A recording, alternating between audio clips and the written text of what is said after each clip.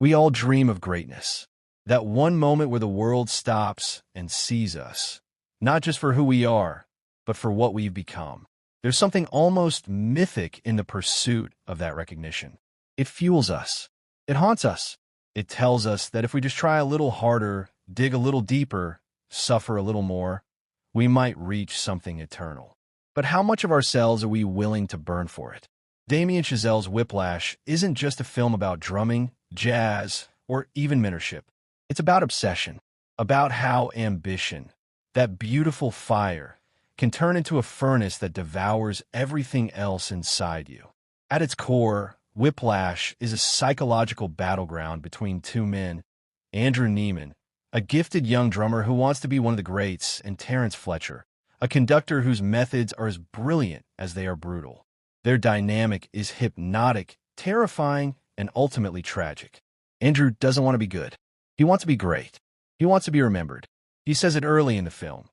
He'd rather die young and remembered than live a long, happy, ordinary life. And Fletcher hears this. He sees something in Andrew, not potential, but willingness. The willingness to bleed for it. Fletcher is no ordinary teacher. He is the embodiment of everything society whispers about greatness, that it must be earned through pain. He stalks the room like a demon in a black shirt, throwing chairs, breaking spirits, pushing until there's nothing left to push. He tells a story about Charlie Parker, how greatness was only unlocked when Joe Jones threw a cymbal at Parker's head. It humiliated him, drove him, made him practice until he was Parker. Fletcher believes that without that pain, Parker wouldn't have become a legend. So he recreates that pain, over and over, just to see who survives. He's not a mentor. He's a gatekeeper, a false god. He doesn't just demand perfection. He demands sacrifice, skin, blood, identity. And in Andrew, he finds the perfect subject, someone who will give him everything. But let's pause here, because this is where Whiplash goes deeper than most realize. This film isn't asking if Fletcher is right or wrong. It's asking something far more disturbing. What's left of you when you're consumed by ambition? Andrew loses his relationships. He pushes away Nicole, the girl who represents a normal, happy life, because she might get in the way. He stops caring about connection, about people, even about his own mental health. He bleeds into the drums. Literally, he breaks himself down to rebuild as something else, something colder, sharper, louder. By the end, Andrew isn't playing for joy. He's not playing for art. He's playing to matter. He's playing to prove that he belongs on the mountaintop, even if it kills him. Fletcher's methods work, but only by destroying what came before. And yet, here's the haunting part. We, the audience, cheer.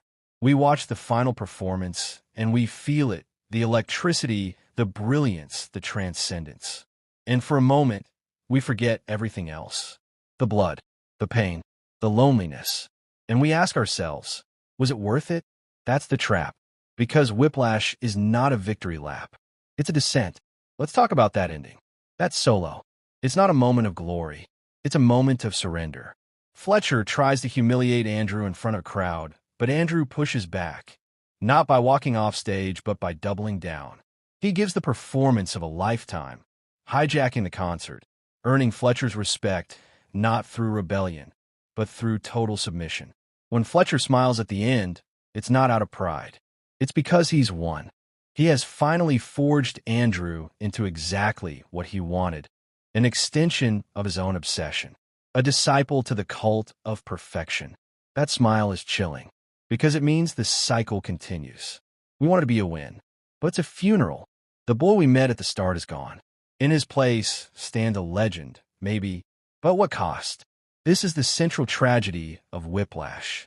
It critiques the myth that suffering creates genius, yet also flirts with the idea that maybe it does. That maybe the only way to be remembered is to be ruined. That maybe art doesn't just require sacrifice, it is sacrifice. Fletcher isn't just a man. He's a system, a culture, an idea.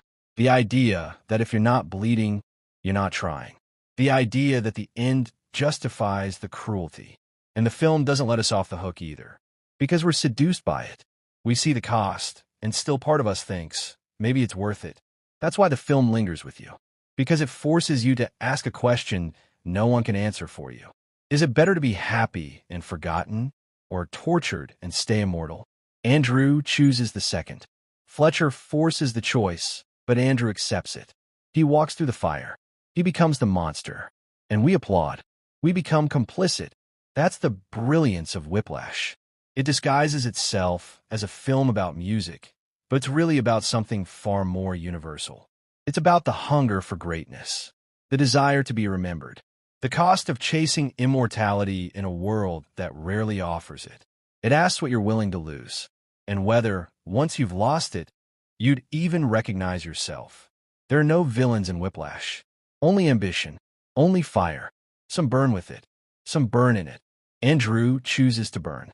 And in doing so, he gives us one of the most devastating, brilliant endings in modern cinema. Not because he wins, but because he loses everything we once believed made him human. So next time you think about greatness, real, lasting greatness, ask yourself, what would you trade for it? And would it still be you that's remembered?